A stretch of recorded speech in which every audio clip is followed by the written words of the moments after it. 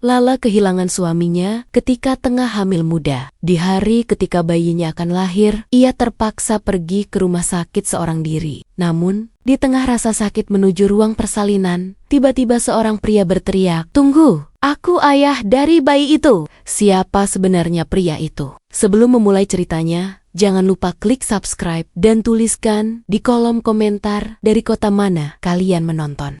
Sore itu, aroma tumisan bawang putih dan udang memenuhi seluruh ruang apartemen kecil Lala. Di atas meja makan, ia sudah menata 2 piring, 2 set sendok garpu, dan segelas air putih hangat untuk suaminya Bima. Lala tersenyum sambil mengelus perutnya yang kini mulai sedikit membesar. Usia kandungannya sudah menginjak 3 bulan. Seorang malaikat kecil yang kehadirannya sudah lama sekali ia dan Bima nantikan, kini tumbuh di dalam dirinya. Ia membayangkan bagaimana reaksi Bima nanti. Lala mengambil ponsel di saku celananya, berniat mengirim pesan pada Bima, menanyakan kapan suaminya akan pulang. Namun, sebelum jari-jarinya sempat menyentuh layar, ponsel itu bergetar. Sebuah nomor tak dikenal muncul di sana. "Halo," sapa Lala. "Apakah ini dengan Nyonya Bima?" Suara seorang pria terdengar dari seberang. Nadanya tegang. Jantung Lala tiba-tiba berdebar kencang. Firasat buruk langsung menyelimuti hatinya. "Iya, saya istrinya. Ada apa?" "Mohon maaf Bu, Bapak Bima mengalami kecelakaan. Mobilnya ditabrak truk di tol," jawab pria itu. Suaranya kini terdengar lebih jelas. Saat ini beliau dalam perjalanan ke rumah sakit. Dunia Lala seketika runtuh. Ponselnya jatuh ke lantai, meninggalkan suara berisik yang nyaring. Ia terhuyung mundur. Matanya memanas, dan air mata mulai membanjiri pipinya. Tangannya gemetar, memegangi perutnya yang masih rata. Bayi ini calon anak mereka. Bima harus selamat demi bayi ini. Ia teringat betapa sulitnya mereka berjuang selama 3 tahun pernikahan untuk mendapatkan keturunan. Berbagai macam pengobatan, terapi, dan konsultasi sudah mereka jalani. Setiap bulan, Lala selalu merasa sedih saat menstruasinya datang. Bima selalu ada di sana, memeluknya dan meyakinkannya bahwa mereka akan baik-baik saja, bahwa mereka akan berjuang bersama-sama. Tangis Lala pecah. Ia berjongkok di lantai, memeluk lututnya erat-erat, seluruh tubuhnya terasa lemas. Ia tidak bisa bergerak, pikirannya kosong, hanya dipenuhi suara Bima yang selalu berkata, "Lala, jangan sedih, kita akan punya anak." Lala tersentak, bangkit dari lantai dengan sisa-sisa kekuatannya. Ia memungut ponsel yang layarnya retak, dan tanpa pikir panjang, memesan taksi online menuju rumah sakit yang disebutkan pria di telepon tadi. Sepanjang jalan, ia terus berdoa. Bibirnya tak henti-hentinya menggumamkan doa agar Bima selamat. Setibanya di rumah sakit, ia berlari ke meja informasi. Napasnya tersengal-sengal. Bima Pradana, korban kecelakaan tol," ucapnya putus asa. Petugas itu mengarahkannya ke ruang ICU. Di depan pintu ruang kaca, seorang dokter dengan wajah lelah menatapnya. "Mohon maaf Bu, suami Anda kondisinya sangat kritis. Kami sudah melakukan yang terbaik." Air mata Lala kembali tumpah. Ia memohon, "Dokter, tolong izinkan saya masuk sebentar saja." Dengan berat hati, sang dokter mengizinkan. Lala masuk dan mendekati ranjang Bima yang terpasang berbagai alat medis. Wajah Bima pucat, tetapi matanya perlahan terbuka. Sebuah senyum tipis terukir di bibirnya saat melihat Lala. "Lala," bisiknya, suaranya sangat lemah. "Bima, aku di sini. Kamu harus kuat. Sebentar lagi kita akan bertemu dengan anak kita." Lala menggenggam erat tangan Bima. Bima menggeleng pelan, lalu pandangannya jatuh pada perut Lala. "Arjuna," bisiknya. Air mata menetes di sudut matanya. "Itu nama anak kita." Napas Bima terasa berat dan Lala menangis terseduh-seduh, memohon suaminya untuk bertahan. Namun, Bima hanya tersenyum damai. Dengan sisa-sisa kekuatannya, ia menggerakkan bibirnya, melafalkan kalimat syahadat. Mata Bima terpejam. Garis di monitor jantung berubah menjadi lurus. Lala menjerit. Perawat dan dokter segera masuk. Tetapi Lala tahu, penantian panjang itu telah berakhir bersamaan dengan kepergian Bima. Pemakaman Bima dipenuhi oleh sanak saudara dan teman-teman kantornya. Hujan rintik-rintik seolah ikut berduka, membasahi tanah yang baru saja menelan jasad Bima. Lala berdiri tegak di samping pusara, matanya sembab, wajahnya pucat. Ia mengenakan gaun hitam yang longgar, berusaha menyembunyikan perutnya yang mulai membuncit. Bisik-bisik orang-orang di sekitarnya menusuk telinganya seperti ribuan jarum. "Kasihan sekali ya, mana masih muda," bisik seorang wanita berkerudung. "Apalagi katanya istrinya lagi hamil," sahut yang lain.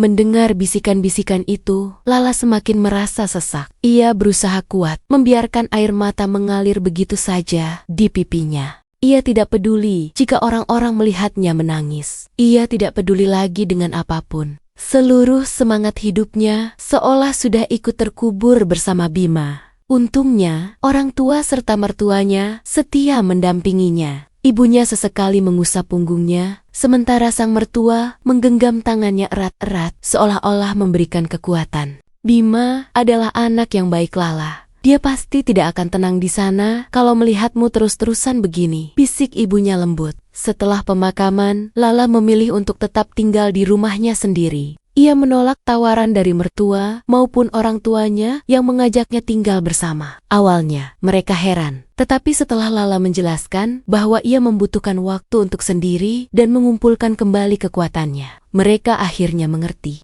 Alasan lain, rumah mertuanya berada di luar kota, demikian juga dengan rumah orang tuanya. Ia tidak ingin menyusahkan mereka. Lagi pula, ia membutuhkan waktu sendiri untuk mengerjakan pekerjaannya sebagai penulis lepas. Itu adalah satu-satunya hal yang kini bisa membuatnya lupa sejenak dari kesedihan. Hari-hari Lala setelah kepergian Bima terasa berat, sepi, dan sunyi. Rumah yang dulunya selalu ramai, kini terasa kosong dan dingin. Ia seringkali terbangun di tengah malam karena mimpi buruk, dan saat ia membuka mata, ia menyadari Bima tidak ada di sampingnya. Hanya ada bantal kosong yang selalu ia peluk erat. Malam itu, Lala sedang menyelesaikan naskah terbarunya. Jari-jarinya dengan lincah menari di atas keyboard laptop. Namun, tiba-tiba perutnya terasa sangat sakit. Ia mengernyitkan dahi. Seharusnya ini belum saatnya ia melahirkan. Usia kandungannya baru menginjak 38 minggu dan hari perkiraan lahirnya masih seminggu lagi. Namun, rasa sakit itu semakin menjadi-jadi. Ia segera menutup laptopnya dan mengambil ponsel. Tanpa pikir panjang, ia menelepon ambulans dan mengabari orang tuanya. Sambil menahan sakit yang luar biasa, ia berjalan tertatih-tatih ke arah pintu depan, menunggu ambulans datang. Peluh dingin membasahi dahinya. Ia menangis lagi, tetapi kali ini tangisnya bercampur dengan rasa sakit dan panik. Ia berharap Bima ada di sampingnya, memegang tangannya, dan memberikannya kekuatan. Tetapi kini, ia harus menghadapi semuanya seorang diri. Tak lama kemudian, sebuah ambulans datang. 2 orang petugas dengan sigap menuntunnya masuk ke dalam. Mereka bertanya, apakah ia ditemani? Tetapi Lala hanya bisa menggelengkan kepalanya sambil mengerang kesakitan. Di rumah sakit, banyak perawat dan dokter yang heran karena Lala datang sendiri. Beberapa di antaranya bertanya, "Suaminya di mana, Bu?" Atau "Kenapa sendirian saja?" Tetapi Lala yang sedang kesakitan sudah tidak peduli. Ia hanya ingin semua rasa sakit ini berakhir dan bayinya lahir dengan selamat. Samar-samar, sebelum ia dibawa ke dalam ruangan, ia mendengar seorang pria sedikit berteriak, "Tunggu, aku ayah dari bayi ini." Lala menoleh, tetapi pandangannya sudah terlalu kabur karena air mata dan rasa sakit. Ia tidak bisa melihat dengan jelas siapa pria itu. Ia hanya bisa merasakan sentuhan perawat yang membawanya masuk ke dalam ruang bersalin. Persalinan berjalan lancar, walaupun Lala harus melahirkan secara sesar. Setelah proses operasi selesai, ia dibawa ke ruangan rawat inap. Orang tuanya masih belum sampai, sehingga ia sendirian di ruangan yang terasa begitu besar itu. Ia memandang bayinya yang sedang tertidur pulas di gendongannya. Bayi itu sangat mirip dengan Bima, dari hidungnya yang mancung hingga bibirnya yang tipis. Dalam kesendirian itu, Lala menangis pelan sambil memegang bayinya. Ia merasa sangat bersyukur bayinya lahir dengan selamat.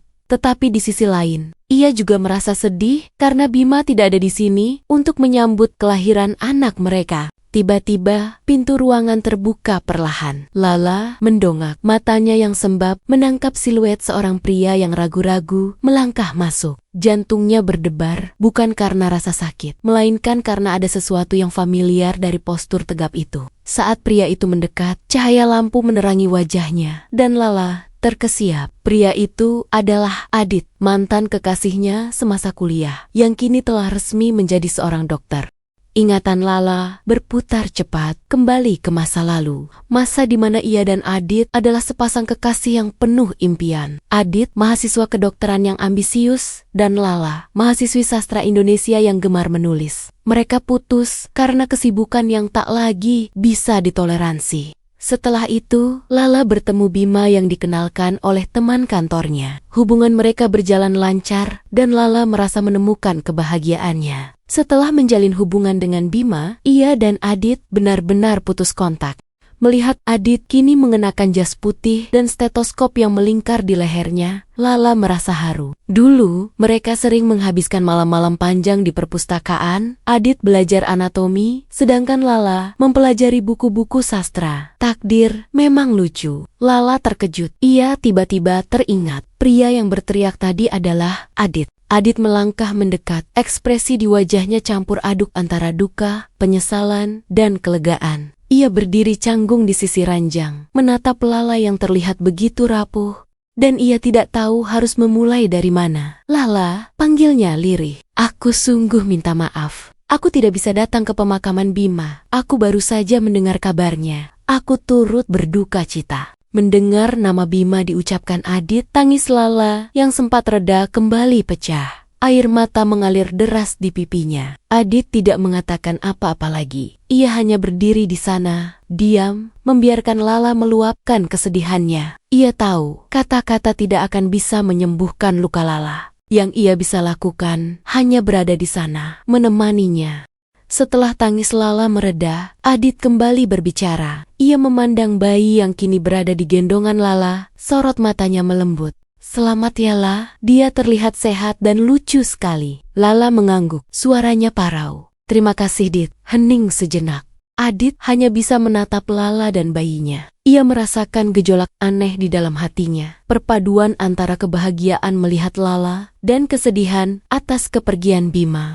Lala memecah keheningan. "Adit, kenapa tadi kamu berteriak kalau kamu adalah ayahnya?" tanyanya. Suaranya penuh rasa ingin tahu dan keheranan. Adit tersentak, lalu tertawa kecil. Suara tawa yang terdengar sangat lega. "Itu hanya reflekslah agar aku bisa masuk menemanimu." Sungguh, ia menatap Lala. Mata mereka bertemu. "Aku mengenali namamu di daftar pasien, dan saat perawat bilang tidak ada yang menemani, aku langsung panik. Pikiranku tidak jernih. Aku hanya ingin memastikan kamu tidak sendirian." Adit tersenyum, senyum yang tulus. "Aku langsung mengurus administrasimu. Biar kamu tidak repotlah. Aku tidak mau kamu menghadapi ini semua sendirian." Tapi pada akhirnya, aku memang tidak bisa masuk ke sana. Hati Lala yang selama ini terasa beku oleh duka, kini mencair. Ia menatap Adit. Matanya kembali berkaca-kaca, tetapi kali ini air mata yang berbeda. Bukan air mata kesedihan, melainkan air mata haru yang tak terbendung. Di tengah kesunyian dan kesendiriannya, pengakuan tulus Adit terasa begitu menghangatkan. Ia melihat Adit bukan lagi sebagai mantan kekasih, melainkan sebagai malaikat pelindung yang dikirimkan Tuhan di saat ia paling rapuh. Tangan Lala yang menggenggam erat bayinya kini gemetar. "Adit, aku..." Suaranya tercekat. Ia tidak sanggup melanjutkan. Kata-kata terasa hampa di hadapan semua yang Adit lakukan. Ia hanya bisa menunduk, menangis terisak, dan mengucap lirih, terima kasih banyak." Adit tidak menjawab dengan kata-kata, ia mengerti. Dengan gerakan perlahan, ia mendekat dan menyentuh bahu Lala. Ada kehangatan tulus di sentuhannya. Seolah semua rasa sakit yang Lala rasakan, kini ia bagi. "Aku di sinilah," bisik Adit. Suaranya pelan dan menenangkan. "Aku akan selalu ada di sini untukmu. Kamu tidak sendirian lagi." Seharian itu, Adit beberapa kali menjenguk Lala. Ia membawa makanan, buah-buahan, bahkan kadang-kadang hanya datang untuk menemaninya mengobrol. Lala tidak lagi kesepian. Ia merasa ada yang menemaninya, ada yang mengerti perasaannya. Adit adalah pendengar yang baik. Ia tidak banyak bicara, hanya mendengarkan keluh kesah Lala. Hingga akhirnya orang tua Lala datang. Mereka langsung mengenali Adit. "Adit, apa kabar?" sapa ibu Lala. "Baik tante, tante apa kabar?" jawab Adit. "Baik, syukurlah. Ada kamu yang menemani Lala," kata ibu Lala. Beberapa hari kemudian, Lala sudah diizinkan pulang. Adit mengunjunginya di ruangan rawat. Duduk di kursi di samping ranjang dengan ekspresi yang sulit diartikan. Ada kesedihan yang mendalam di matanya, tetapi juga kelegaan yang samar. Setelah orang tua Lala datang, ia pamit. Rasanya perpisahan ini begitu berat. Adit berdiri, tapi kakinya terasa terpaku di lantai. Ia tidak ingin pergi. Ia merasa seperti meninggalkan Lala sendirian, kembali ke dunia yang terasa kosong tanpa kehadiran Bima. "Jaga dirimu baik-baik, yalah," kata Adit. Suaranya serak. Ia menunduk, tatapannya menyapu wajah Lala, bayinya, dan seluruh ruangan yang kini terasa begitu hangat karena kehadiran mereka. Tiba-tiba, ia merasakan air mata mengumpul di sudut matanya. Ia menggelengkan kepalanya pelan, seolah berusaha mengusir kesedihan itu. "Kamu juga, Dit?" jawab Lala. Suaranya lembut. Ia merasa ada ikatan baru yang tak terduga dengan Adit. "Kalau butuh apa-apa, jangan sungkan telepon aku," tambah Adit. Suaranya kini terdengar seperti janji, bukan sekadar basa-basi. "Tentu," jawab Lala. "Aku janji akan meneleponmu." Adit mengangguk, lalu berbalik dan berjalan perlahan menuju pintu. Langkahnya terasa begitu berat. Saat ia membuka pintu, ia menoleh kembali untuk yang terakhir kalinya. Lala tersenyum kecil dan Adit membalas senyum itu dengan mata yang berkaca-kaca. Ia keluar dari ruangan dan menutup pintu. Merasakan kesedihan yang tak tertahankan, seolah-olah ia baru saja meninggalkan sebagian jiwanya di dalam sana. Di rumah, ibu Lala bertanya soal Adit. Lala menceritakan semuanya, dari bagaimana Adit menjadi dokter, hingga bagaimana Adit datang dan mengurus semuanya. Ibunya tersenyum. "Dia baik sekali lah. Apakah ada sesuatu di antara kalian?" Lala menggeleng. "Ibu, aku masih ingin fokus pada bayiku, dan aku juga masih merasa kehilangan Bima," jawab Lala jujur. Hubungan Lala dan Adit masih berlanjut. Adit sering datang ke rumah Lala untuk sekadar menjenguk atau mengajaknya mengobrol. Mereka sering duduk di ruang tamu. Adit mendengarkan cerita Lala tentang bagaimana rasanya menjadi ibu tunggal. Sementara Lala mendengarkan cerita Adit tentang bagaimana rasanya menjadi dokter. Hingga suatu hari, di tengah heningnya sore, Adit datang. Ada sesuatu yang berbeda dari tatapannya. Sesuatu yang lebih berat dari biasanya. Lala bisa merasakannya. Duduk berhadapan di sofa ruang tamu. Adit terlihat gelisah. Ia menautkan jemarinya, menarik napas dalam-dalam, dan menatap Lala dengan mata penuh ketulusan. "Lala," panggilnya, suaranya pelan dan bergetar, memecah kesunyian yang mencekam. "Ada sesuatu yang ingin aku katakan." Jantung Lala berdebar lebih kencang. Ia menatap Adit, menunggunya melanjutkan.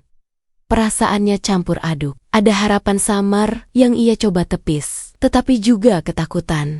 Adit menatap lurus ke matanya. "Aku tahu ini mungkin terlalu cepat, mungkin ini tidak pantas, tapi aku tidak bisa menahannya lagi. Aku tidak bisa membohongi perasaanku." Ia berhenti sejenak, mengumpulkan keberanian. "Lah, aku masih mencintaimu." Dunia Lala seolah berhenti berputar. Kata-kata itu yang sudah lama terkubur di masa lalu, kini terucap kembali. Lala terkejut, tubuhnya menegang, tangannya yang diletakkan di pangkuan meremas kain celana. Ia merasa bersalah. Bagaimana mungkin ia membiarkan hatinya goyah bahkan setelah Bima meninggal. Bayangan Bima tiba-tiba melintas di pikirannya. Ia merasa tidak pantas. "Adit, aku..." Lala berusaha mencari kata-kata yang tepat, tetapi suaranya tercekat. Ia mengangkat wajahnya, menatap Adit dengan mata yang berkaca-kaca. "Aku belum siap." Air mata mulai menggenang di matanya. "Aku masih teringat pada Bima." Suara Bima yang terakhir kali mengucapkan nama anaknya terngiang-ngiang di telinganya. Hatinya terasa sakit, perpaduan antara duka lama dan gejolak baru. Adit mengangguk, matanya dipenuhi pengertian dan sedikit kesedihan. Ia tidak marah, tidak kecewa. "Aku mengertilah, aku mengerti semua yang kamu rasakan." Ia tersenyum penuh arti. Ada kehangatan yang mengalir dari senyuman itu, seolah-olah ingin menenangkan badai di hati Lala. "Aku akan menunggu." Suaranya kini lebih tegas, seperti janji yang tak terucap. Selama ini pun, aku masih betah sendiri, karena aku tidak pernah menemukan wanita sebaik kamu. Aku akan menunggu sampai hatimu siap. Adit tidak memaksa. Ia hanya membiarkan kehadirannya menjadi penenang. Ia tahu, ia hanya bisa menunggu, berharap suatu saat nanti, Lala bisa membuka hatinya untuknya. 2 tahun berlalu, putra Lala kini sudah bisa berjalan dan berbicara. Ia tumbuh menjadi anak yang sehat dan ceria. Lala sudah mulai bisa menerima kepergian Bima. Luka di hatinya tidak hilang. Tetapi, ia sudah bisa hidup berdampingan dengan luka itu. Di sebuah sore yang cerah, Adit datang ke rumah Lala. Ia duduk di sofa, sambil tersenyum hangat melihat anak Lala yang kini sudah berusia 2 tahun, bermain dengan mainan mobil-mobilan di karpet ruang tamu. Cahaya matahari sore menerobos jendela, menciptakan kilauan emas di rambut Lala yang terurai. Adit menatap Lala, wanita yang sudah lama ia cintai itu, yang kini terlihat lebih kuat dan tegar dari sebelumnya. "Lala," panggilnya. Suaranya serak, ada ketegangan yang ia coba sembunyikan. "Aku ingin bertanya padamu, apakah kamu masih ingat apa yang aku katakan 2 tahun lalu?" Lala menoleh dari anaknya. Senyumnya melunak saat ia menatap Adit. Jantungnya berdebar. Ia tahu apa yang akan Adit tanyakan. Ia mengangguk. "Ingat, Dit." Adit menelan ludah. "Dan, apakah kamu sudah siap?" Suaranya bergetar, penuh harapan dan kecemasan. Lala memandang wajah Adit, mata Adit yang penuh dengan cinta tulus. Ia melihat refleksi dirinya di mata Adit dan ia melihat bayangan Bima. Tetapi kali ini, bayangan itu tidak terasa menyakitkan, melainkan seperti sebuah restu. Ia teringat bagaimana Adit selalu ada untuknya, mendampinginya di saat-saat paling sulit, tanpa pernah meminta imbalan apapun. Ia adalah pelabuhan yang selalu siap menampungnya, tetapi tidak pernah memaksanya untuk berlabuh. Air mata mengalir di pipi Lala. Tangannya terangkat, mengusap air mata itu dengan punggung tangan yang gemetar. Ia tersenyum, senyum yang tulus. "Aku siap, Adit." Mendengar jawabannya, Adit langsung mengembuskan napas panjang, seolah ia baru saja menahan napas selama 2 tahun. Air mata harum mengalir di pipinya. Ia tidak bisa menyembunyikan kebahagiaannya. Ia berlutut di hadapan Lala, di depan anak laki-lakinya. "Maukah kamu menikah denganku, Lala?" tanyanya. Suaranya penuh haru. Lala tidak bisa lagi menahan air matanya. Ia mengangguk dengan cepat. Kali ini, air mata itu bercampur antara kesedihan masa lalu, kebahagiaan saat ini, dan harapan akan masa depan yang baru.